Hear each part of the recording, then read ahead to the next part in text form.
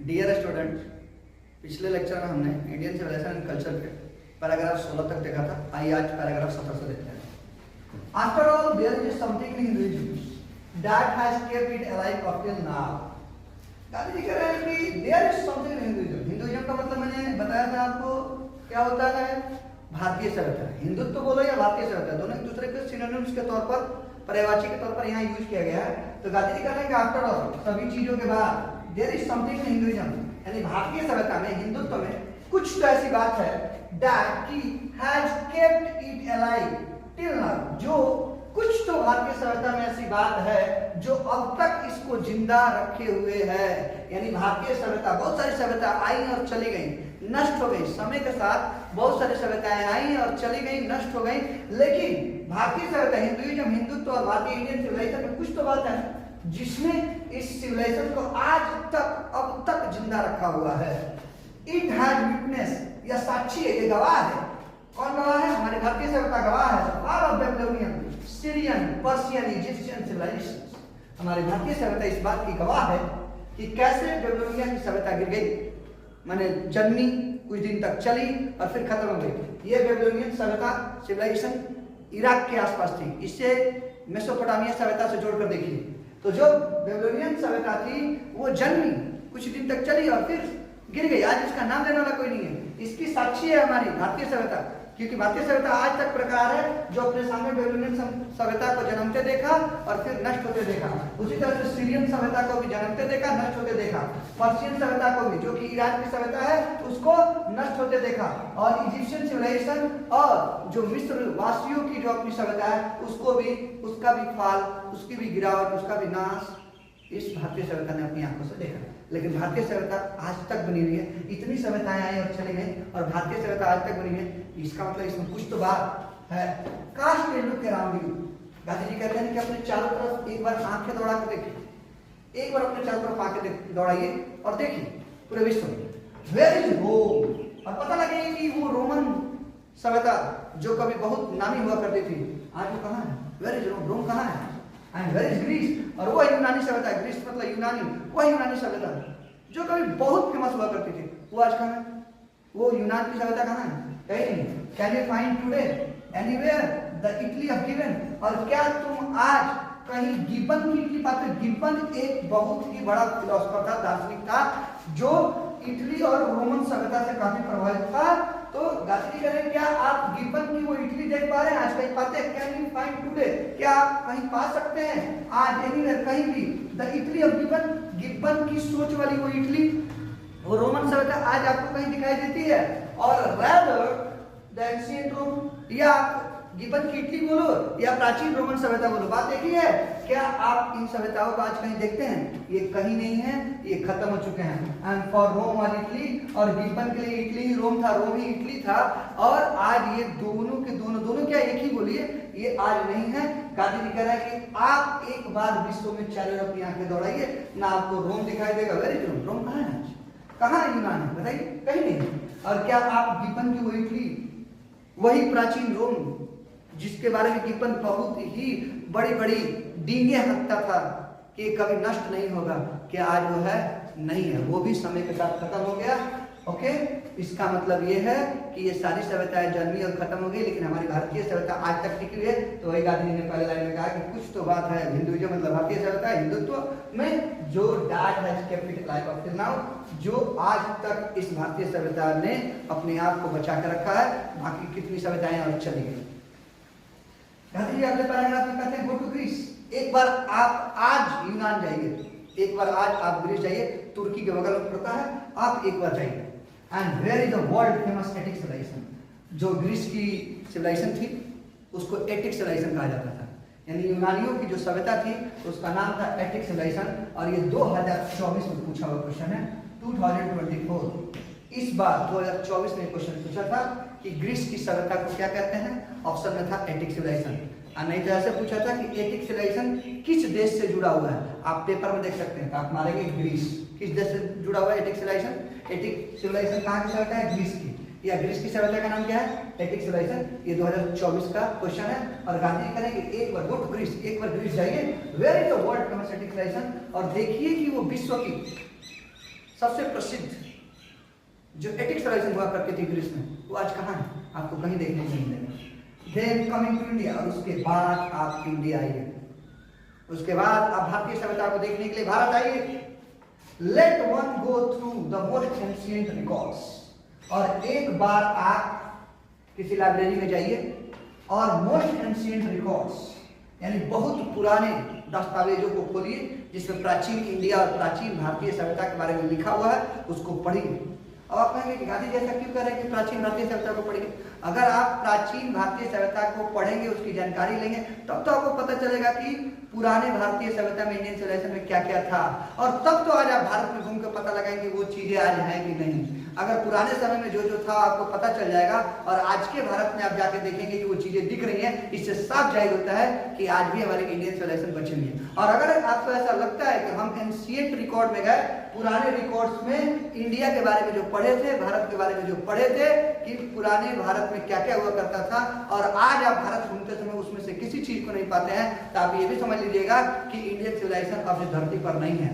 तो गांधी जी इसलिए कह रहे हैं कि एक बार आप पुराने प्राचीन रिकॉर्ड्स को, जो सबसे पुराने मोस्ट एंशिएंट रिकॉर्ड, सबसे पुराने जो रिकॉर्ड्स हैं, उनको एक बार लेट वन गो थ्रू, एक बार उनको पढ़िए। वन गो थ्रू का मतलब पढ़िए, एक बार उनमें पढ़िए, ताकि आपको भारतीय सभ्यता का प्राचीनतम स्वरूप पता चले कि पुराने समय में भारतीय सभ्यता में क्या क्या था, ताकि आप आज इंडिया के, आज के भारत में उन सब चीजों को देख सकें है कि नहीं। अगर है तो भारतीय सभ्यता आज भी जीवित है, अगर वो पुरानी भारतीय सभ्यता की चीजें आज नहीं दिख रही हैं, तो आप समझ लीजिएगा कि जिस तरह से बेबीलोनियन सभ्यता का फाल हो गया, गिर गई, सीरियन सभ्यता नाश हो गई, आप समझ लीजिए कि भारतीय सभ्यता अब दुनिया में नहीं है। लेकिन गांधी जी कह रहे हैं कि एक बार पहले पढ़िए और फिर भारत में आइए और मिलाइए कि आज वो है। And then look around you, तब आप भारत में अपने चारों ओर देखिए। You will be constrained to say, constrained मतलब मजबूर, आप कहने के लिए मजबूर हो जाओगे, यस, हाँ, I see here ancient India still living। आप कहने के लिए मजबूर हो जाओगे कि हाँ मैं देख रहा हूँ यहाँ पे ancient प्राचीन भारत still living, आज भी प्राचीन भारत सांसें ले रहा है, जी रहा है। प्राचीन भारत की वो सभ्यता आज भी जिंदा है, कहीं गई नहीं है, क्योंकि आज भी प्राचीन भारत की वो सारी चीजें इस नई भारत में दिखाई दे रही है। इसका मतलब इंडियंस ने अपनी प्राचीनतम भारतीय सभ्यता को खोया नहीं है, अभी तक बचा कर रखा है। बहुत सारी एक से एक सभ्यताएं आई और समय के साथ नाश हो गई, चली गई। रोमन सभ्यता, ग्रीस की एटिक सिविलाइजेशन, सीरियन सिविलाइजेशन, आपको बेबीलोनियन सिविलाइजेशन, मेसोपोटामिया की सभ्यता है, ये इतनी बड़ी बड़ी सभ्यताएं आई और चली गई। लेकिन भारतीय सभ्यता, इंडियन सिविलाइजेशन आज भी टिकी हुई है। और गांधी जी कहते हैं एक बार पुराने रिकॉर्ड्स पढ़िए, पुराने भारत को जानिए और फिर नए भारत में उन चीजों को देखिए। अगर है तो आप मजबूर हो जाएंगे कहने के लिए कि आज भी पुराना भारत जिंदा है, यानी आज भी हमारी पुरानी इंडियन सिविलाइजेशन बची हुई है, खत्म नहीं हुई है। आगे देखिए, अनेक number paragraph, true there were dung huts to here and there, ये बात सच है कि पुराने भारत में देयर वेर थे, डन हिट मतलब गोबर का अंबार था, गोबर का ढेर था। हमारे भारत में गाय और गाय के गोबर और गाय के मूत्र, इन सब चीजों को पवित्र माना जाता है। तो वही गांधी जी करेगा, हाँ ये सही है, there were dung huts to here and there. उस जमाने में पुराने भारत में गोबरों का ढेर यहां वहां काफी ज्यादा देखने को मिलता था। But there are rich treasures buried under them, लेकिन आप याद रखिएगा, उसे आप गोबर की तरह देखते हैं, लेकिन भारतीय उसे कैसे देखते हैं? There are rich treasures, treasure मतलब खजाना, धन संपदा, बरीड मतलब दफन होना, अंडर देम। और भारतीय उसे देखते हैं कि वो गोबर नहीं है, बल्कि गोबर के अंदर वो काफी ज्यादा धन संपदा उसके अंदर धसी हुई, दबी हुई देखते हैं। यानी देयर आर रिच ट्रेजर्स, उस गोबर में काफी ज्यादा धन है, संपदा है, बरीड अंडर देम, उस गोबर के अंदर दफन बहुत सारी, उस गोबर के अंदर छुपी हुई बहुत सारी धन संपदा है। इसीलिए उस जमाने में बहुत सारा गोबर का अंबार देखने को मिलता था। और आज अगर भारत में गोबर देखने को मिल रहा है और गोबर की वही वैल्यू है, तो समझिएगा कि हमारे इंडियन सिविलाइजेशन अभी भी जिंदा है। And the reason why it has survived is that, और गांधी जी कह रहे हैं कि मैं आज आपको कारण बताता हूं कि क्यों भारतीय सभ्यता आज भी सर्वाइव कर रही है, जी रही है। Is that the end which Hinduism से, क्योंकि इसलिए आज भारतीय सभ्यता जी रही है क्योंकि हिंदुइज्म यानी भारतीय सभ्यता ने सेट किया द एंड, यहां द एंड मतलब खत्म नहीं होगा, छोर। भारतीय सभ्यता ने एक छोर को पकड़ लिया, एक छोर को सेट किया है, एक छोर को बनाए रखा है। कौन सा? Before it was not development along material but spiritual line भारतीय सभ्यता इसलिए सर्वाइव कर रही है। गांधी जी कह रहे हैं यहाँ पे and the reason why it survive, भारतीय सभ्यता इसलिए सर्वाइव कर रही है is that the end which Hinduism set, क्योंकि भारतीय सभ्यता ने एक छोर, एक बाउंड्री तय की है, एक छोर को, उसमें नहीं मतलब यहाँ बाउंड्री होगा, छोर होगा, एक भारतीय सभ्यता ने एक छोर को तय किया है before it was not development along material but spiritual line. और वो छोर ये है कि भारतीय सभ्यता ने अपने अंदर सोच रखा है कि हम कभी भी मटेरियल के अलोंग प्रोग्रेस नहीं करेंगे, डेवलपमेंट नहीं करेंगे, मटेरियल के अलोंग डेवलपमेंट नहीं करेंगे। यानी हम वस्तुओं के पीछे विकास नहीं करेंगे, वस्तुओं के पीछे नहीं भागेंगे, वस्तुओं के पीछे भागेगा मॉडर्न सिविलाइजेशन, वेस्टर्न सिविलाइजेशन, हम लोग नहीं भागेंगे।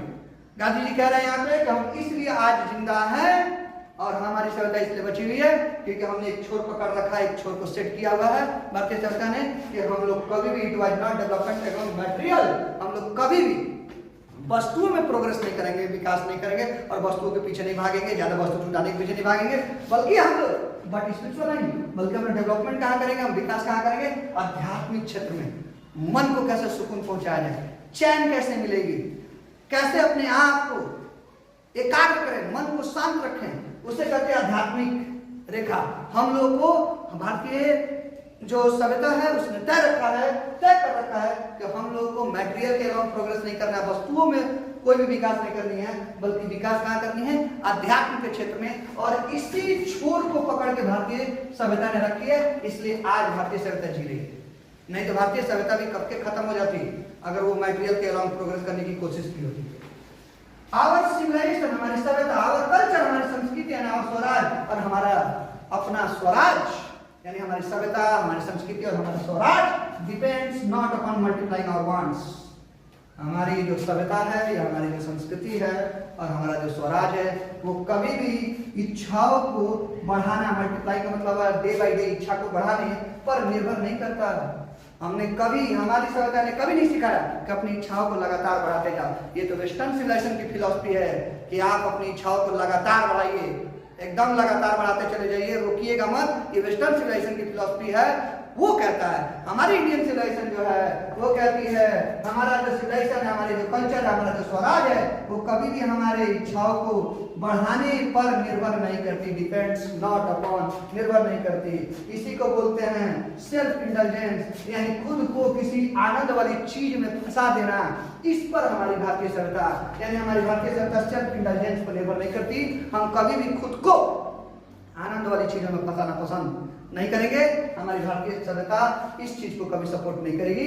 यानी यहाँ डायरेक्ट लिखा है कि हमारी सिविलाइजेशन, हमारी जो सभ्यता है, हमारा जो संस्कृति है और हमारी जो स्वराज है वो हमारी इच्छाओं को बढ़ाने पर निर्भर नहीं करती और ना ही सेल्फ इंडल्जेंस। इसी को दूसरा नाम देंगे सेल्फ इंडल्जेंस, यानी खुद को आनंद वाली चीजों के पीछे लगा देना, आनंद प्राप्ति के लिए खूब ज्यादा वस्तुओं के पीछे भागना, उसको सेल्फ इंडल्जेंस कहते हैं। इस पर भी हमारी भारतीय सभ्यता निर्भर नहीं करती, बट अपॉन रेस्ट्रिक्टिंग वांट्स, बल्कि हमारी भारतीय सभ्यता इच्छाओं को रेस्ट्रिक्ट मतलब पाबंदी लगा रही। इच्छा अगर कर रही है तो उसको रोको, इच्छाओं को रोकने पर निर्भर करती है कि इच्छाओं को एक लिमिट से ज्यादा मत जाने दो, इच्छाओं को रोको। इस पर हमारी भारतीय सभ्यता निर्भर करती है। यानी हम लोग इच्छाओं को रोकना सीखते हैं, इच्छा को बढ़ाना नहीं, और इच्छा को रोकना ही हमारी भारतीय सभ्यता का क्या गुण है। हम भारतीय सभ्यता में इच्छाओं को रेस्ट्रिक्ट करना सीखते हैं और इसी पर हमारी भारतीय सभ्यता टिकी हुई है। इच्छाओं को रोकने पर सेल्फ डिनायल, यानी खुद से मना कर देना। अगर कोई इच्छा जन्म भी ले रही है तो हम खुद से उस इच्छा को मना कर देते हैं कि नहीं, हम इस इच्छा के पीछे नहीं भागेंगे, हमारी बाउंड्री तय है, हमारी सीमा रेखा तय है, हम उसी तक रहेंगे। अगर उससे ऊपर की इच्छा अगर हो रही है तो हम उसको सेल्फ डिनायल कर देंगे, यानी खुद से मना कर देंगे। और हमारी भारतीय सभ्यता सेल्फ डिनायल पर, खुद से मना करने पर, किसको, अपनी इच्छाओं को खुद से मना करने पर टिकी हुई है, निर्भर है। ये नहीं कि सेल्फ इंडल्जेंस आनंद के पीछे भागने पर निर्भर नहीं है, इच्छाओं को बढ़ाने पर निर्भर नहीं है, इच्छाओं को कंट्रोल करने पर निर्भर करती है। Thank you.